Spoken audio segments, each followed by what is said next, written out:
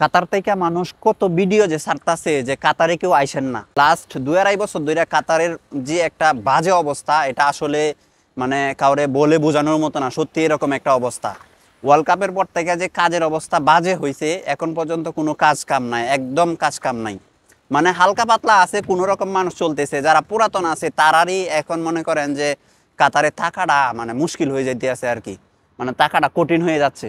কিন্তু এর মধ্যে দেখি যে চারোদিকে তাকায় দেখি যে শুধু নতুন মানুষ আর নতুন মানুষ।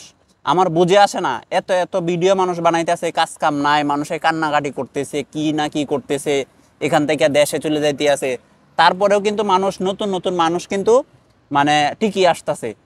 এই মানে একটা সুযোগ কিন্তু মানে দালালরা নিছে। এখন বর্তমানে কিন্তু কাতারে কাজ নাই, তারপরে হচ্ছে আবার ভিসার দামও একটু কমছে। আগে যেমন মানে 4 লাখ 4.5 লাখ বা 5 লাখ টাকা খরচ হইতো আইতে, এখন কিন্তু মানে 2.5 লাখ 3 লাখ টাকার মধ্যে আসা যাচ্ছে। এই সুযোগটা দালালে এত সুন্দর করে কাজে লাগাচ্ছে, আসলে কি বলবো। মানে নতুন লোকদেরকে বলতেছে যারা ধরেন 20,000 25,000 বা 30,000 টাকার বেতনে চাকরি করতেছে দেশে, বা কোনো কিছু করতেছে, এরকম টাকা ইনকাম হচ্ছে, ফ্যামিলি চলতেছে সুন্দর করে, ওই লোকগুলারে মানে কোনো রকম বুজুম বাজুম বুঝ টুজ দিয়া বলতেছে এখানে আসলে আপনি আরো বেশি টাকা কামাইতে পারবেন, বর্তমানে ভিসার দাম একটু কম আছে।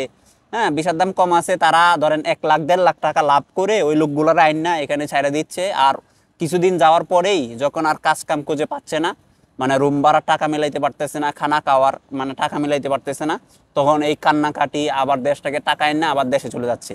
এই হচ্ছে মানে বর্তমান কাতারের অবস্থা আর কি। আমি কাতারে আছি প্রায় 6 বছর, 6.5 বছর ধরে। লাস্ট 2 বছরের মতো এরকম অবস্থা কাতারে আর কখনোই হয় নাই।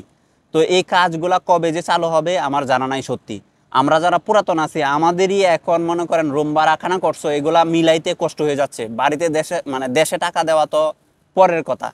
তো যারা নতুন আসবেন, যারা চিন্তা করতেছেন যে আমার দেশে পোষাইতেছে না, আমি বিদেশ চলে যাবো, এই করবো সেই করবো, এই ভুলটা কখনো কইরেন না। 5-6 লাখ টাকা দিয়ে বিদেশ আসার থেকে 3-4 লাখ টাকা দিয়ে কোনো কিছু করেন দেশে, যদি 15-20 হাজার টাকাও আসে তারপরে অনেক ভালো, অনেক ভালো, মানে আপনার জন্য লাভ হবে আর কি। বিদেশ আসার পরে ওই মানে কয় না যে আতাই বা পুটকি পার বা গাইল, বুঝলা না তো বুঝবা কাইল, ওই রকম একটা কথা আছে। যদিও এই কথাটা মানে ভালো করে বলতে পারি নাই, কিন্তু এই কথাটাই পরে মনে পড়বে যে কি করলাম বিদেশ আইসা।